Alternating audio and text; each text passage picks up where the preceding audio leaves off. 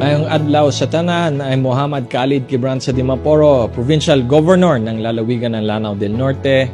And just a quick update, we're trying our best to move fast din sa Kapitolyo, preparing for the 2026 budget year. Last week, we were able to convene the school board, the health board, and the Provincial Disaster Risk Management Council. Ang instructions ko sa school board is we have to utilize all our funds before the end of the year.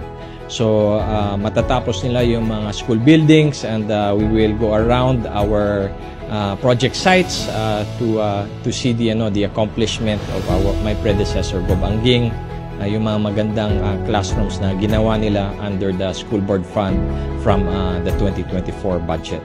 Sa 2025 naman, I think we have several school buildings that will be built, and we just started yung release of funds and yung mobilization.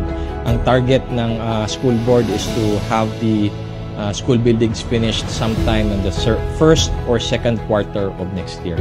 Then the next that we took up is the health board. One of the biggest challenges that we'll have during my administration as provincial governor is to complete a hallmark and legacy project of Governor Angging Kibranza Dimaporo.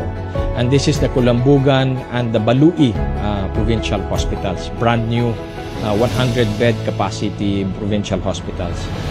Nalaman ko na it's only phase 1. So the groundbreaking and the construction on the Kulambugan site and the Balui site is only phase 1. Kailangan pa ng phase 2.